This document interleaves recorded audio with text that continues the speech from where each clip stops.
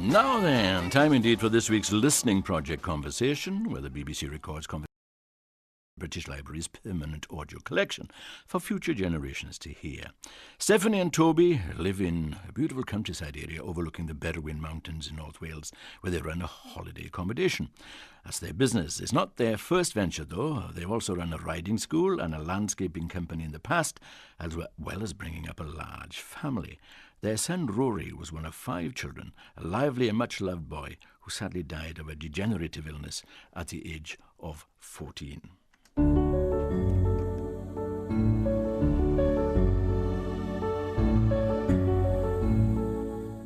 There's that lovely picture, isn't there, with the Sports Day Cup? Yes, that's he was right. On the yellow team, and the yellow team won, and so he was like sort of the mascot. flying around with the cup on his tray, wasn't he? And then he'd be pushing, with his electric wheelchair, being able to push all the small children in their little tractors and things round the lawn. I'd forgotten about that. Yeah. He used to push Evie on the tractor, didn't he? Well, Evie used to ride on the back, like Oh, she'd do the Titanic thing, wouldn't she? impersonation, Kate Winslet. with her arms spread out. Yes. I love you, Jack. Yes, that's it. Yeah. On the back of his wheelchair. Gosh, that's so funny. It was difficult when Rory was getting weaker for Evie, and I do think we were clever to send her away to a different school. You know, she looked after Rory all the time. You know, you got, although much younger, you know, well, she was at his beck and call. You know, for Yes. everything he wanted, pass me that and whatever. Yes.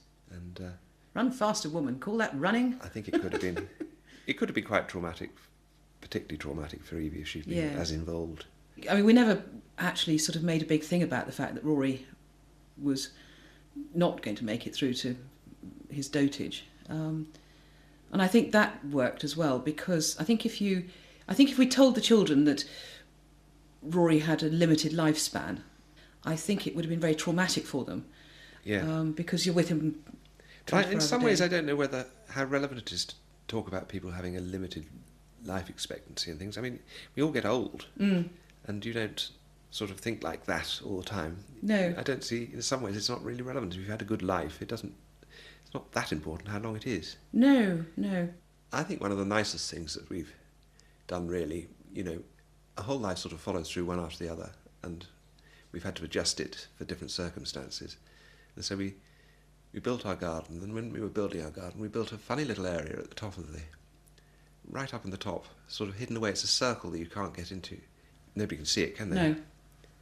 And it's now called Rory's Garden, and that's something we built ages ago. But that was extraordinary, because the trees from that came from the garden we built for Marie Curie at the RHS Flower Show at Tatton back in 2003 or something. And we brought the trees back, and then years later, after Rory had died, he was cremated, and we didn't know where to put him. And we were up in Northumbria, weren't we? And we were sitting on a bench in a garden, and we both suddenly said, I know where Rory's going. And it was in that circle, and then that's when it became Rory's Circle. And I think actually we knew that in the back of our minds. I'm sure I knew it. All the time, that's the whole point. But then we spoke to Sandra and said, would she come and say a few words if we just popped him up there? And she said, I knew the look on your faces when you were actually building that garden. It was a funny little place to build, wasn't it? Yes. Anyway, I think it's rather nice to have him there. I think it's lovely. And it ties everything together very well, doesn't it? It does, yes.